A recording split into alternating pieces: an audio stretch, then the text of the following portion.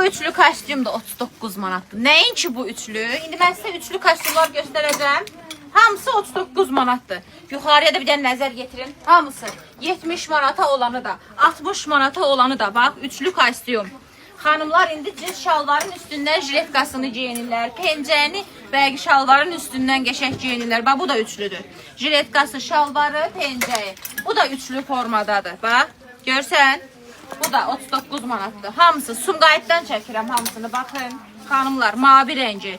Həm jiletkası, həm pencəyi, həm də şalvarı. Qara rəngi də var bunun, boz rəngi də var. Gördünüz? Pencəyi qısa olanı və uzun olanları. İndi mən sizə üzərimdəkini göstərim. İmində bax, bu model 46 ölçüyə qədər, yəni 3XL-ə qədər ölçüləri var xanımlar. Biləsiniz, o da 39 manatdır. Bir de yukarıda gördüğünüz bütün kostyumlar her iki filialda 39 manata koymuşuq. 28. Biz doğrudan bilməzdik ki, belə bir şey olar, həqiqətən. 28-də baş verən həmin o rəqəm, kostyum 39 manata burada da oldu, Sumqayıtda da. Yetər dedim. Köşək. Gəl bura. 39 manata bütün kostyumlar. Bütün hamısını 39 manata qoyuruq ha, Sumqayıtda da Əlavə olundu bax 28-də. bu kostyumda. 3XL-ə qədər də ölçüləri var. Yəni 46 razmiyyə qədər. Buna bax, hələ də açılır. Biz bir gilə qalanı qoymuruq, üzr istəyirəm. Bax, adam var ki, sizi aldadıb, əlində bir gilə qalıb belə eləyir. Kostyumlar düşdü 40 manata. Qardaş, bax. Hamısı axıra qədər. 70 manata olan da, 50 manata olan 80 da. manatlıq da, 70 manatlıq da, bax, həqiqətən deyirəm, bax. 58 manat olub, bunu ən ucuz mən satmışam. Misal olaraq bunu göstərdim. Amma bütün hamısını qoyuruq, bir rəqəm 39 manat. Çünki bizə sataşmaq üçün ən azından sənin, yox, təkcə o kostyumdan bir 5000 ədədin olmalıdır. Bir gilə vurub mənə sataşmaq. Qayıtda da betrovkalar 20 manatdır. Dəriləri də bunların parçadan olanları da. Bir də mən deyim, Yox. xahiş edirəm. Olar. Müştəri danışımını mən heç də başa düşmürəm. Elmə dildə danışıram. Bax, 20 manat. Lənət edirəm, adına seç. Bax, deməli, eyni şey 28-də də var, Sumqayıtda da var. Bunu bir dəfə deyirəm. Da bilin. Bunu ben belə göstərdimsə bilin ki orada, ayda bundan burada da var ki. Buna bax, Sumqayıtda. Onu mən geyinib göstərmişdim müştərilərə. Hamı da bəyəndi. Elə ona görə də alan Geyindim. olmayıb. Amma indi mən belə göstərirəm. Faktor gəlibdir. Qədəriniz olsun. İlyas bəylə xəbər yoxdur ki. Nə Ha, qədər kişi cemlər də var. Ona bax. Ona bax. Allah'ın olsun.